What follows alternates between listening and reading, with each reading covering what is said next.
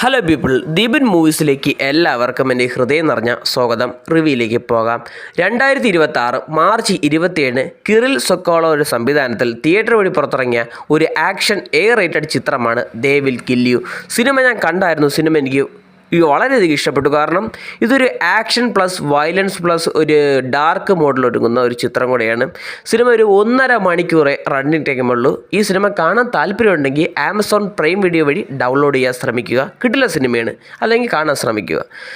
ഈ സിനിമയുടെ ഒരു പ്ലോട്ട് എന്ന് പറയുന്നത് നമ്മുടെ നായികയുടെ അനിയത്തിയെ കാണാനില്ല. ഒരു അപ്പാർട്ട്മെൻറ്റിൽ ജോലിക്കായിട്ട് പോവുകയാണ്. അതിനുശേഷം കാണാനില്ലെന്ന് പറയുകയാണ് തൻ്റെ റിലേറ്റീവ് ജയിലിൽ വന്ന്. നമ്മുടെ നായിക കഴിഞ്ഞ 10 വർഷം ജയിലിലായിരുന്നു. അതിനുള്ള കാരണം എന്ന് വെച്ചാൽ അവരുടെ അച്ഛനാണ്.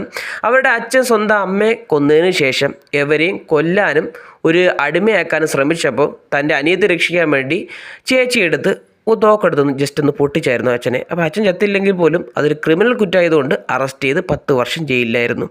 ആ 10 വർഷം ജയിൽവാസത്തിന് ശേഷം തൻ്റെ അനിയത്തെ ആ അപ്പാർട്ട്മെൻറ്റിൽ തിരക്കി പോകുന്ന ഒരു കഥയാണ്. ആ അപ്പാർട്ട്മെൻറ്റിൽ നടക്കുന്ന കുറേ രംഗങ്ങളുണ്ട്, ഒരു ആക്ഷൻസും വയലൻസും.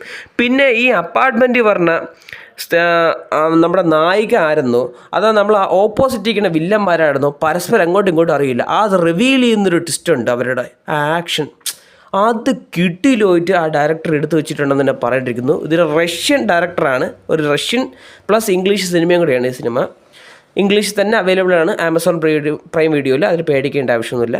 കിട്ടിയില്ല സിനിമ. നിങ്ങളൊരു ആക്ഷൻ പ്രേമിയാണോ, വയലൻസ് ഇഷ്ടപ്പെടുന്നവരാണെങ്കിൽ തീർച്ചയായിട്ടും കണ്ടിരിക്കാൻ പറ്റിയ സിനിമ.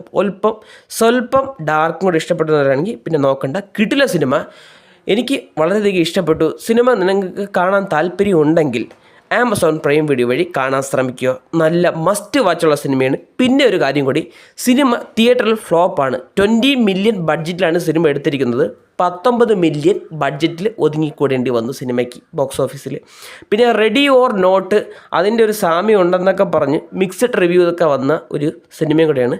പിന്നെ ഇത്രയൊക്കെ ഉള്ളൂ എനിക്ക് സിനിമയെക്കുറിച്ച് പറയാനുള്ളത്. പക്ഷേ ബോക്സ് ഓഫീസ് ഫ്ലോപ്പ് എന്നും പറഞ്ഞ് കാണാതിരിക്കരുത്.